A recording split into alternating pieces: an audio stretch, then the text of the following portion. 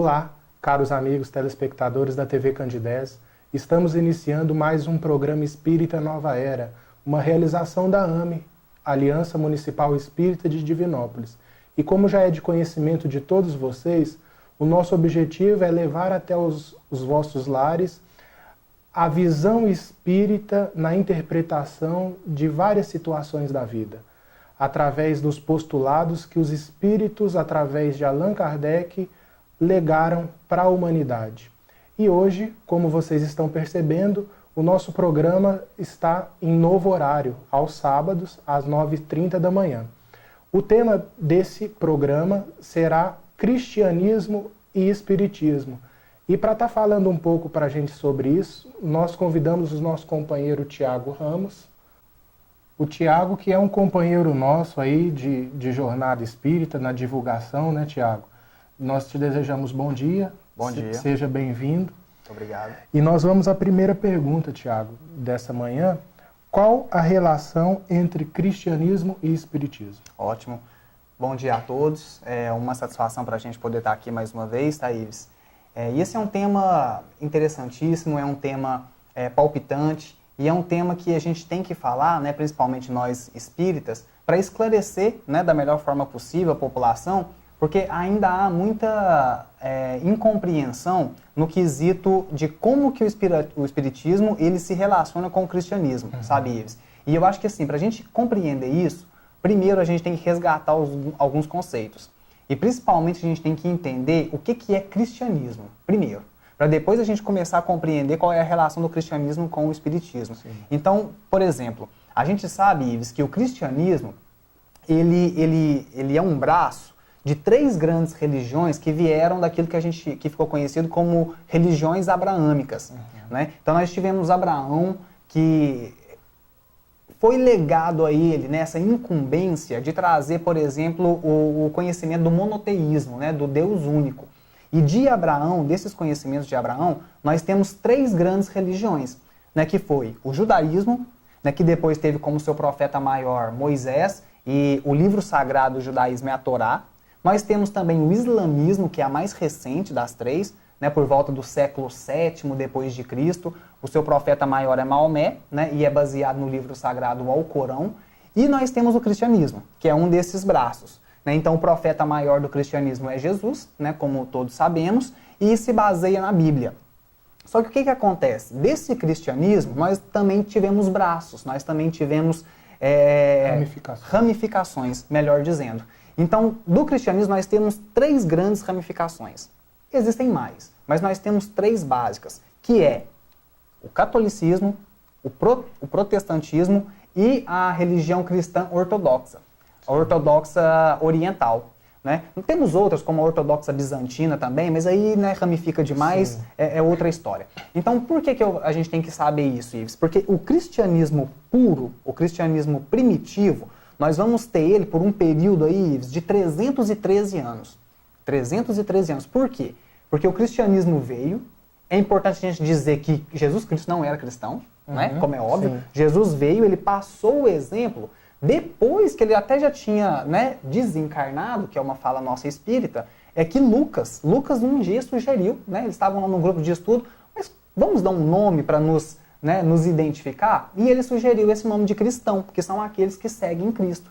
Então o que acontece? Esse cristianismo desses seguidores de Cristo, até o século IV, né, depois de Cristo, em 313, num chamado Édito ou Edito de Milão, né, que o imperador Constantino colocou o cristianismo como... Ele liberou, vamos dizer assim, o culto cristão. Depois, um pouco mais para frente, em 380, 390 depois de Cristo, no Edito, né, ou Édito de Tessalônica, que nós tivemos o imperador Teodósio, que aí sim ele coloca o cristianismo como uma religião oficial do Império Romano. Só que desse cristianismo é que aí depois vai surgir nos braços, então surge o catolicismo. Então, qual é a relação do espiritismo com o cristianismo? Esse cristianismo primitivo, esse cristianismo puro, até mais ou menos essa data, que é o século IV depois de Cristo. Certa vez Jesus estava reunido com os discípulos e ele falou assim, olha, eu tenho que falar para vocês por parábolas, porque vocês ainda não conseguem entender. Mas vai chegar um dia que vai vir um consolador e ele vai explicar tudo isso que está acontecendo. sabe? Tudo isso que eu estou falando, tudo isso que eu estou falando por parábolas. E nas tradições das religiões cristãs, né, grande parte dos religiosos, né, eles acham que o Pentecostes foi essa explicação. Sim. Né? Só que nós consideramos, né, o Espiritismo considera isso como um engano, vamos dizer dessa forma, né, não querendo ofender a crença de ninguém, é lógico, mas porque veio o Pentecostes e não houve ainda o esclarecimento e o entendimento do que estava acontecendo. Então, o Espiritismo, como Consolador prometido, é essa chave que nos leva a compreender tudo isso que Jesus diz. Então, é aí que o Espiritismo se relaciona com o cristianismo. Ele é a chave para se compreender o cristianismo. Mesmo porque, Tiago, a mentalidade da época de Jesus não era capaz de suportar uma gama de informações que somente o desenvolvimento da ciência com o passar dos séculos poderia dilatar na mentalidade das pessoas, né? Da mentalidade da população. Então, Jesus, como os seus ensinamentos também são de natureza estritamente científica, né? Porque tem essas relações com as leis naturais e a ciência ela é uma busca de compreendê-las, a dilatação da mentalidade era um imperativo necessário para poder o esclarecimento espírita poder reviver essa interpretação. Com certeza. Né? E tanto que o Kardec ele fala isso no Livro dos Espíritos, né? Era preciso primeiro que as ciências de base, né, o que ele chama de ciências de base estruturais, primeiro viesse, né, como a química, a física, né, que elas se estabelecessem para depois vir o Espiritismo, porque o Espiritismo também ia se basear nela, né? Tanto que é um dos aspectos, dos 3 aspectos do Espiritismo. Então a gente compreende que a fé, aquela fé tradicional, ela teve uma necessidade de ser estremecida. Com certeza. A fim de que pudesse haver uma revisão, né, Tiago? Sim, exatamente. Uma revisão. Exatamente. A segunda pergunta nos diz assim, quem foi, ou melhor dizendo, quem é Jesus para o Espiritismo? Ótimo. Quem é Jesus para o Espiritismo? É fácil de responder essa pergunta, porque os Espíritos já nos dão pronta essa resposta, por isso que é fácil, né? Então, no Livro dos Espíritos, que é um livro basilar da doutrina espírita, na hora que a gente chega lá, né, na famosa pergunta que todos os espíritas sabem de cor e salteado, que é a 625, né, o Kardec questiona qual que é o modelo, qual que é o espírito mais evoluído que se passou aqui, que pode servir como guia e modelo para a humanidade. E os Espíritos respondem isso na resposta que é a resposta mais curta do Livro dos Espíritos, 2 palavras. Eles falam, vede Jesus. Então, ou seja, Jesus para a doutrina espírita é aquele camarada que ele vai vivendo, e você observa.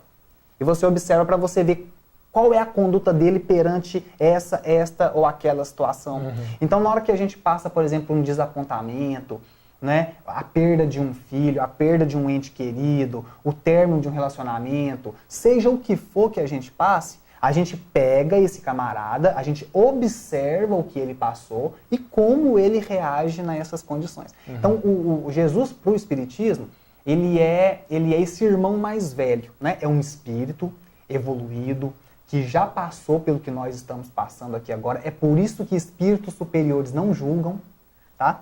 Porque, Ives, quando você já passa por uma situação e você sabe a dificuldade que é passar por aquilo, entende? Os espíritos, Ives, que são superiores a nós, eles olham pra gente aqui batendo cabeça e eles se enternecem, né? Aquela compaixão, né? É a misericórdia e a compaixão, porque eles sabem a dificuldade que é estar aqui. Eles sabem o que é você ter que viver ainda tendo essa visão apequenada, porque um dia eles já tiveram. Então, como Jesus já passou por esse processo, não sei quanto tempo para trás, mas ele já passou por esse processo. Quando ele vem aqui e aquele pessoal julga, aquele pessoal taca pedra, aquele pessoal ironiza, aquele pessoal o sacrifica, né? Ele não julga, ele pede até Deus para perdoar, porque ele sabe da dificuldade que é. Então Jesus ele é esse irmão mais velho, mais experiente, que já passou por isso e nós o observamos. Né? Quem já tem acima de 30 anos, né, Iris, assim como eu, né, quem já tem acima de 30 anos, alguma vez na vida já deve ter dito assim, olha, nossa, se eu tivesse meus 18 anos, com a experiência que eu tenho hoje, nossa, eu faria coisas espetaculares. Quantos de nós já falamos isso?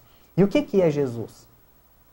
Jesus é esse exemplo que nos permite ter a experiência de um ancião de 60 anos tendo 18 anos. Entende? Então, ou seja, é a oportunidade que ele nos dá de saber como lidar em situações né, difíceis, em situações, às vezes, que causam dor, sofrimento na vida, tendo ainda toda uma existência pela frente. Então, Jesus, ele é esse guia, né? O Emmanuel, no livro Pensamento e Vida, né, um livro do Chico Xavier, que o Emmanuel traz através do Chico, ele fala assim, Jesus é o espelho que reflete a luz divina para a humanidade. Então, ou seja, Jesus é como se ele fosse um filtro. Ele pega todas as leis de Deus, filtrasse na existência dele e mostrasse pra gente como é que faz. Pois é, e a tendência nossa, equivocada, digamos assim, é afastar esse exemplo da nossa realidade. É uma posição comodista que, na verdade, a gente precisa evitar. Sim. Porque o modelo é aquele que você busca aproximar do seu comportamento. Com certeza. Mas talvez pela nossa posição comodista de sempre querer alegar justificativas para o nosso comportamento, sim, é muito comum a gente distanciar não só Jesus, como vários outros grandes exemplos. A gente, sim, coloca Jesus como um exemplo máximo. Ele é o exemplo máximo. Mas a gente pega, por exemplo, um Chico e vê determinada conduta dele e fala assim, mas Chico era o Chico. Né? Porque a gente tem essa postura de distanciar, sim, ao passo que o que a doutrina espírita nos convida à responsabilidade é aproximar os grandes exemplos. Né, porque exige esse esforço de tentar se modificar internamente, não é isso? Sim. Por exemplo, o Kardec é a única definição que a gente pode ver de o que é um espírito, tá, gente? Assim, a definição que pode se aproximar daquilo que é um conceito de espírita. Quando ele fala, né, isso também, né, de código salteado nós sabemos, o verdadeiro espírito é aquele que procura conter as suas más tendências, né, e transformá-las, não com essas palavras, mas com esse sentido. Então, quando a gente fala isso, por exemplo, né, de, o Chico é o Chico, ou seja, e eu me coloco nessa posição cômoda, é como se eu falasse assim, eu ainda não sou capaz nem de tentar modificar as minhas más tendências, né? Então, na verdade, o camarada, ele já joga a toalha antes de ir para a luta. Pois é. E tem uma pergunta que é muito interessante, que é alvo também de alguma confusão pelo público leigo, né? Evidentemente. O Evangelho segundo o Espiritismo é uma criação dos espíritas ou é uma interpretação do Evangelho? Tá, e aí então eu só vou te falar que isso não é uma interpretação não só do público leigo, né? Sim. Que a gente tem aí, que ainda complica um pouco nesse entendimento, eu acho que a gente precisa de falar mais disso, né? Nós precisamos falar mais disso para esclarecer. É interessantíssima essa pergunta, Ives, por causa do seguinte, quando a gente pega o Evangelho segundo o Espiritismo, né, que o alvo da pergunta, ele é um livro que é o terceiro livro da obra do Kardec. Ele foi lançado em 1864 e ele veio lançado, quando ele saiu a primeira edição, com o nome Imitação do Evangelho segundo o Espiritismo. Imitação do Evangelho. Só lá na terceira edição, que foi em 1866, que seguindo conselhos de amigos, principalmente do editor, o senhor Didier, né, que o Kardec modifica o nome e coloca o Evangelho segundo o Espiritismo. Mas antes era esse nome Imitação. E o que a gente... por que a gente confunde? Ele é uma criação dos espíritas? Não. Ele não é uma interpretação dos espíritas, mas ele é também uma interpretação do Kardec. Aí se você colocar o Kardec como um espírita, que óbvio ele era, segundo o conceito que ele mesmo dá, aí sim ele é uma criação também do espírita. Porque quando a gente lê o Evangelho segundo o Espiritismo, a gente vai ver que ele se baseia, ele tem todo o capítulo, a primeira que é o ensinamento de Jesus, que Kardec pega no Evangelho, né? Então ele pega uma passagem da moral de Jesus. A segunda parte é uma fala do próprio Kardec. É claro que ele está sendo tutelado, é claro que ele está sendo orientado por espíritos superiores, principalmente pelo Espírito da Verdade, né? Só que é uma fala dele. E uma terceira parte que é as instruções dos espíritos. A gente vai ter aí, que eu me lembro agora, um capítulo apenas que a gente não vai ter as instruções dos espíritos, que é o capítulo que fala do divórcio. Né? É como se os espíritos falassem assim, falar de divórcio, meu amigo, é com vocês, né? Toma que o filho é teu. E eles não têm instruções dos espíritos nesse capítulo. Mas os outros têm. Então a gente percebe isso, que é uma interpretação também do Kardec, mas é uma interpretação dos espíritos superiores, tutelados, orientados pelo Espírito da Verdade. Né? Que aí a discussão já vai para o outro lado do que é esse Espírito da Verdade. Mas o Evangelho segundo o Espiritismo é uma interpretação do Kardec e dos espíritos acerca de passagens da vida moral de Cristo aqui na Terra. Ser espírita é ser cristão, Tiago? Sim. Ser espírita é ser cristão, só que com uma ressalva. Vai depender do que você interpreta por cristão. Né? Porque grande parte das pessoas, né, grande parte de nós, né, ainda confunde o cristianismo, quando a gente fala assim, cristianismo, primeira coisa que vem na cabeça é catolicismo. Sim. Né? E a gente às vezes ainda um pouco confunde. Então, se você tomar cristianismo como apenas sinônimo de catolicismo, não, ser espírita não é ser cristão. Né? Se você pega o cristianismo como sinônimo apenas... Então, quando você pega, por exemplo, cristianismo como sendo sinônimo, por exemplo, de protestantismo, não, ser espírita não é ser cristão. Agora, como eu te falei, quando nós pegamos o cristianismo lá na sua concepção primitiva, desse original, desse cristianismo puro, aí sim ser espírita é ser cristão. Isso. Porque o cristianismo, o espiritismo, ele vem vivenciar realmente, ou pelo menos nos convidar para vivenciar esse cristianismo puro. Sabe, essas primeiras relações do cristianismo. Eu gosto muito do livro Paulo e Estevão, né? Um clássico da literatura espírita, escrito pelo Emmanuel, através do Chico Xavier, e fala muito dessa atmosfera que era o cristianismo primitivo. Né?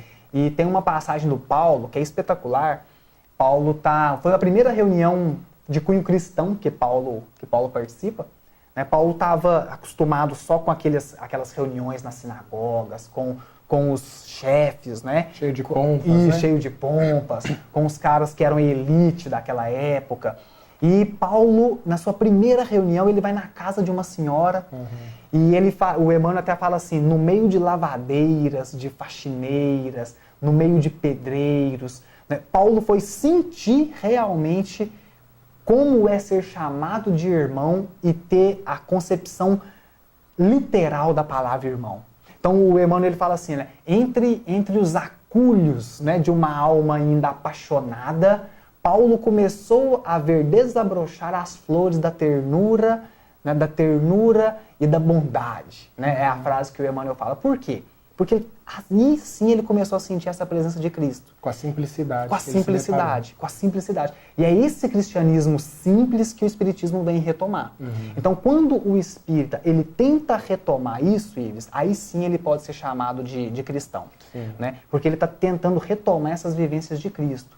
Né? Que sem a chave do espiritismo, muita coisa ficava obnubilada. Né? Muito conhecimento de Cristo ficaria aí sem grandes profundidades, vamos dizer assim, se não tivesse a chave do espiritismo. Então, por exemplo, um exemplo simples. Né? Você pega uma passagem do tipo, quando você for entrar no mundo, se a sua mão for motivo de escândalo, é melhor você cortar a mão fora e entrar no mundo sem a mão. Então, a gente escuta uma coisa dessa, a gente pensa assim, mas, gente, o que o camarada quer dizer com uma coisa dessa? Né? E aí o espiritismo vem e traz toda uma chave, todo um arcabouço de conhecimentos que te fazem compreender isso que Cristo disse lá atrás. Né? Então o espiritismo vem reviver isso. Então sim, ser espírita é ser cristão. E ser católico também é ser cristão, se for nesse sentido original. Exatamente. Isso, o cristianismo ele quebra barreiras do separatismo. Ele une, né? Une.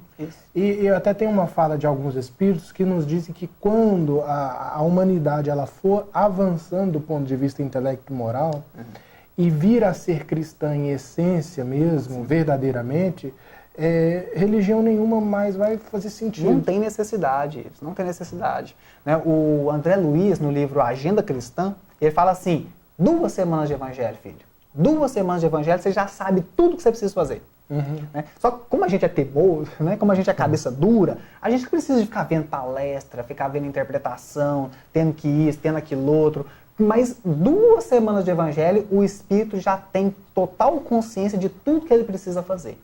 Então, quando a gente recupera essa naturalidade, essa simplicidade, como você me disse, né? do cristianismo puro, primitivo, a gente sabe exatamente o que a gente tem que fazer. Né? O Chico fala assim, Jesus não pediu para a gente escalar o Everest ou coisa nesse sentido, né? Ele só pediu para que a gente amasse uns aos outros. Né? Resume nisso, né? Qual é a responsabilidade de Jesus em relação aos espíritos que habitam a Terra? Ótima pergunta, Isa. Porque o espiritismo ele vem dar um novo contorno para isso. Né? O espiritismo ele vem dar um novo contorno para essa interpretação de qual que é a responsabilidade de um Cristo, né, de um Jesus, no nosso caso, para um planeta Terra. Então Jesus, Ives, para a gente, né, nós espíritas, nós temos Jesus como um governador espiritual. Lá no livro dos médiuns, a gente vai ter uma comunicação de um espírito chamado Chateaubriand. O Chateaubriand ele vai falar assim, olha, o próprio Cristo preside todos os trabalhos em execução aqui na Terra. Então, ou seja, um espírito apenas, ele é capaz de tutelar todos os espíritos que estão ligados a um planeta. Entende? Então Jesus falava assim, eu conheço todas as minhas ovelhas. E chama pelo nome, se Sim, chama pelo nome, se bobear. Né? O que ele está querendo dizer? Que nos conhece. Aí a gente para e pensa assim, né? Será que Jesus me conhece? A gente se pergunta, será que Jesus realmente me conhece? Aí eu vou te contar um caso, né, que eu até estava vendo uma fala de um outro orador espírita, e ele relembra esse caso que está no livro Ave Cristo. O livro Ave Cristo, no primeiro capítulo dele, ele inicia com uma passagem espetacular. Um espírito chamado Cláudio. Esse livro, gente, ele se passa 200 anos, mais ou menos, depois de Cristo. Então, século II, século III depois de Cristo. Tem um espírito no mundo espiritual chamado Cláudio, e esse espírito está fazendo uma palestra para 2.000 espíritos. 2.000 espíritos. Ele era o tutor desses 2.000 espíritos. Ou seja, ele conhecia o planejamento reencarnatório, Ives, de 2.000 espíritos. Só para a gente entender a amplidão de um camarada desse. Ele estava fazendo a palestra, Ives, chega um camarada perto dele e interrompe a palestra. Chamava Quinto Varro. Na hora que o Quinto Varro chega perto dele, o Cláudio fala assim, Quinto Varro, meu amigo, é você, mas o que você está fazendo aqui? Né? Você não tem reencarnação para você planejada para agora? Então o que você está fazendo aqui? Aí o Quinto Varro vira para ele e fala assim, Cláudio, é que eu vim te fazer um pedido. Aí o Cláudio virou para ele e falou assim, pode parar, já sei o que você vai me pedir. É Tassiano, né? Quem era Tassiano? Um espírito que numa outra existência tinha sido filho, por várias existências, tinha sido filho do Quinto Varro. Aí o Quinto Varro diz assim, sim, é Tassiano. Aí, aqui agora entra a questão. Olha que o Cláudio, um espírito que estava tutelando o planejamento reencarnatório de 2.000 espíritos, ele vira para o Quinto Varro e fala assim, Quinto Varro, Tassiano nesse momento está zombando dos cristãos que estão sendo martirizados pelos romanos. Por que eu estou dizendo isso? Olha a amplidão de um espírito desse. Ele sabia exatamente o que o camarada estava fazendo, mesmo aquele tutelando 2.000 espíritos. Então, ou seja, nós, Ives, temos um Cláudio na nossa vida. Nós temos um espírito que ele tutela tanto individualmente, mas nós temos espíritos que tutelam aglomerados de pessoas, famílias, por exemplo. No livro dos Espíritos fala pra gente do espírito familiar, por exemplo. Então, cada aglomerado de pessoas tem um espírito que tutela. O planeta Terra não é diferente. O planeta Terra tem um espírito que o governa, que está dirigindo todas as ações. Então, Ives, a gente não precisa... a gente tem que se preocupar, tem todas essas questões políticas, né, tudo isso que a gente está vivendo agora, né, a gente pensa assim, nossa, esse barco nosso está desgovernado. Aí às vezes a gente pode cair nessa. Não, meus amigos, tem alguém que está tutelando isso, tem uma espiritualidade que está sim coordenando todo esse trabalho que está sendo feito, o que não exime que nós tenhamos que fazer a nossa parte. Sim, com certeza. Mas nós estamos sim sendo governados, nós estamos sim sendo acompanhados e eles esperam que nós façamos a nossa parte. Então o Cristo ele é esse governador, mas que ele não prescinde da nossa cota de contribuição para que a Terra possa ter uma maior harmonia nos seus relacionamentos, né? Dos espíritos que aqui estão. Tiago, muito obrigado pelos seus esclarecimentos, muito boa a sua participação nesse programa. Nós gostaríamos também de agradecer aos nossos telespectadores que com muito carinho sempre nos acompanham, dizendo ainda que no próximo sábado, no mesmo horário, estaremos aqui refletindo sobre outros temas de significativa importância para todos nós. Muita paz e até lá.